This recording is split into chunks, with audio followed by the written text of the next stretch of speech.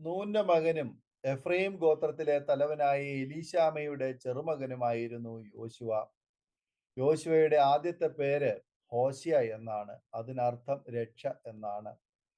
രഫീദീമിൽ വച്ച് ഇസ്രായേലുമായി യുദ്ധത്തിന് അമാലേക്ക് വന്നപ്പോൾ അവനുമായി യുദ്ധം ചെയ്യുവാൻ മോശ യോശുവയെ നിയോഗിക്കുന്നിടത്താണ് യോശുവയെ നാം ആദ്യമായി കാണുന്നത്. അമാലേക്കിനെ വാളിന്റെ വായ്ത്തലയാൽ തോൽപ്പിച്ചു. യോശുവ തന്റെ ഒന്നാമത്തെ യുദ്ധം ജയിച്ചു. സിനായി പർവ്വതത്തിലേക്ക് കയറിയ മോശയുടെ കൂടെ യോശുവ ഉണ്ടായിരുന്നു. കനാൻ ദേശം ഒറ്റുനോക്കുവാൻ പോയവരിൽ 10 പേരും എതിരഭിപ്രായം പറഞ്ഞപ്പോൾ യോശുവയും കാലേബും മാത്രമാണ് യഹോവ അത് നമുക്ക് തരും എന്ന് പറഞ്ഞു ജനത്തെ ഉറപ്പിച്ചത്. തന്നിമിത്തം മിസ്രൈമിൽ നിന്നും പുറപ്പെട്ടവരിൽ യോശുവയും കാലേബും മാത്രമേ കനാൻ നാട്ടിൽ പ്രവേശിച്ചുള്ളൂ എന്ന് നമുക്കറിയാം. മോശയുടെ മരണശേഷം 85 വയസ്സുണ്ടായിരുന്ന യോശുവ ഇസ്രായേലിന്റെ ചുമതല ഏറ്റെടുത്തു. ജനം അവനെ അനുസരിച്ചു. യോശുവായുടെ നേതൃത്വത്തിൽ ഇസ്രായേൽ മുന്നോട്ട് പോയി. യോർദാൻ വിഭാഗിച്ചു. ജനമെല്ലാം ഉണങ്ങിയ നിലത്തുകൂടി കടന്നു. എരിഹോ പട്ടണം അത്ഭുതകരമായി ദൈവീയ ശക്തിയാൽ പിടിച്ചെടുത്തു. യഹോവയുടെ പട്ടണവും അതിലുള്ളതൊക്കെയും യഹോവയ്ക്ക് ശപഥാർപ്പിതം ആയിരുന്നു. ഒറ്റുകാർ നൽകിയ വിവരമനുസരിച്ച് ഹായി പട്ടണം പിടിക്കുന്നതിന് 3000 പേരെ അയച്ചു. ഹായി പട്ടണക്കാർ അവരെ ശെബാരീം വരെ തോൽപ്പിച്ചോടിക്കുകയും അവരിൽ 36ഓളം പേരെ കൊല്ലുകയും ചെയ്തു.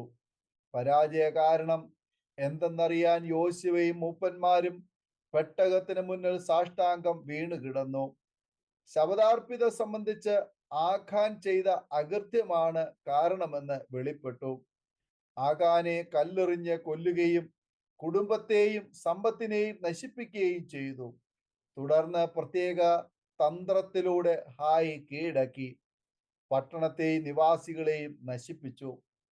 യോശുവ ഹായി പിടിച്ചടക്കിയതിനെ കുറിച്ച് കേട്ട് ഹിത്യർ തുടങ്ങി ജാതികളുടെ രാജാക്കന്മാർ യോശുവയോടും ഇസ്രായേലിനോടും യുദ്ധത്തിനൊരുങ്ങി. എന്നാൽ ഗെബയോന്യർ വിദൂരസ്ഥർ എന്ന വ്യാജേന യോശുവയോട് ഉടമ്പടി ചെയ്തു.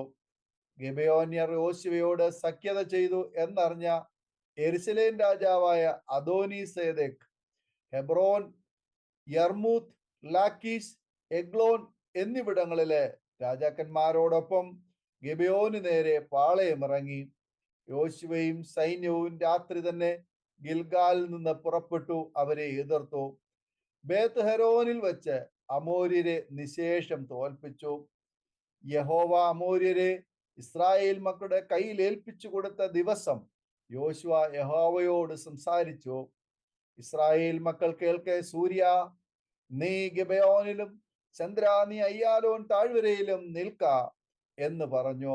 ജനം തങ്ങളുടെ ശത്രുക്കളോട് പ്രതികാരം ചെയ്യുവോളം സൂര്യൻ നിന്നു, ചന്ദ്രനും നിശ്ചലമായി. ശൂരന്മാരുടെ പുസ്തകത്തിൽ അങ്ങനെ എഴുതിയിരിക്കുന്നുവല്ലോ. ഇങ്ങനെ സൂര്യൻ ആകാശമധ്യേ ഒരു ദിവസം മുഴുവൻ അസ്തമിക്കാതെ നിന്നു എന്ന് യോശുവ 10:12-13 വചനങ്ങളിൽ നാം വായിക്കുന്നു. ഈ അത്ഭുത പ്രതിഭാസം നടന്നത് അയ്യാലോൻ താഴ്വരയിൽ വച്ചാണ്. യോശുവായുടെ അപേക്ഷ പ്രകാരം സൂര്യൻ ആകാശമധ്യേ ഒരു ദിവസം മുഴുവനും അസ്തമിക്കാതെ നിന്നു. ഈ അടുത്ത കാലത്ത് അമേരിക്കയിൽ സൂപ്പർ കമ്പ്യൂട്ടർ പ്രവർത്തിക്കുന്ന സമയം ലോക ചരിത്രത്തിൽ നിന്നും ഒരു ദിവസം നഷ്ടപ്പെട്ടതായി കണ്ടുപിടിച്ചെന്ന് ഒരു വാർത്ത ചില പ്രസിദ്ധീകരണങ്ങൾ വായിക്കുവാൻ ഇടയായി. ഇക്കാര്യം ശരിയാണെങ്കിൽ യോശുവയുടെ പുസ്തകത്തിൽ വിവരിക്കുന്ന ഈ അപൂർവ പ്രതിഭാസം സത്യമാണെന്ന് ശാസ്ത്രജ്ഞന്മാരും സമ്മതിക്കേണ്ടി വരും. ഈ താഴ്വര വിശ്വാസത്തിന്റെ വിജയം സാക്ഷ്യപ്പെടുത്തുന്നു. വിശ്വസിച്ചാൽ ദൈവത്തിന്റെ മഹത്വം കാണും എന്ന് ഒരു ദൈവ പൈതലിനെ ഈ താഴ്വര പഠിപ്പിക്കുന്നു. അയ്യാലോൻ താഴ്വര അത്ഭുതങ്ങളുടെ താഴ്വരയാണ്. അയ്യാലോൻ എന്ന വാക്കിന്റെ അർത്ഥം ഉറപ്പ്, ശക്തി എന്നിങ്ങനെയാണ്. ഈ ലോകത്തിലെ അന്ധകാര ശക്തികളോട് പോരാടുന്നതിന് വിശ്വാസത്തിന്റെ ഉറപ്പും ആത്മീയ ശക്തിയും നമുക്ക് വേണം. ജീവിതത്തിൽ പരാജയത്തിൻ്റെതായ അനേകം അയ്യാലോൻ താഴ്വരയിൽ കൂടി നാം കടക്കേണ്ടി വരും. എന്നാൽ വിശ്വാസത്തോടെ ദൈവത്തിൽ ആശ്രയിച്ചാൽ ദൈവം അത്ഭുതങ്ങൾ പ്രവർത്തിക്കും. അസാധ്യങ്ങളെ സാധ്യതകളാക്കി മാറ്റുന്ന ദൈവമാണ് നമ്മുടെ ദൈവം. പ്രകൃതി പോലും നമ്മുടെ വാക്കുകൾ കേട്ടനുസരിക്കും.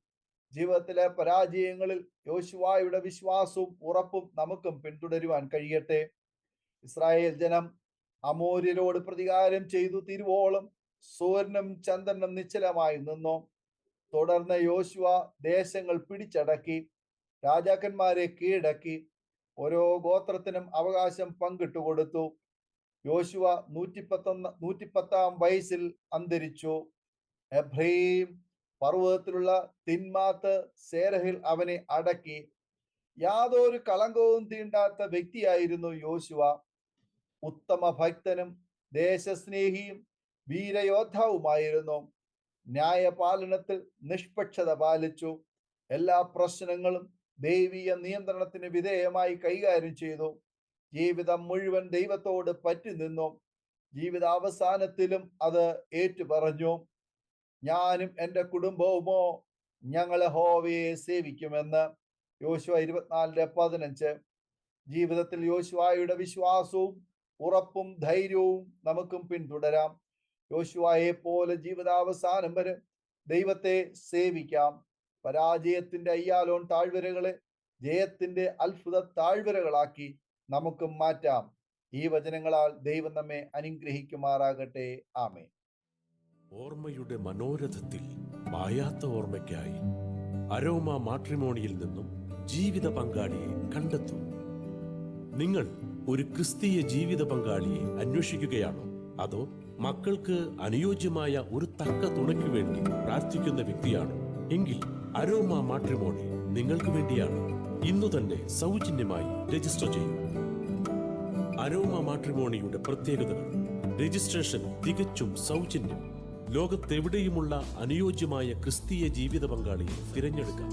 വിവാഹം നടക്കുന്നതുവരെ സർവീസ് ലഭിക്കുന്നു. ഏറ്റവും ചെറിയ പാക്കേജുകളും തിരഞ്ഞെടുക്കാം. അരോമ മാട്രിമോണി നിങ്ങൾക്കായി ഒരുക്കുന്നു വിവാഹം പരമാനന്ദം.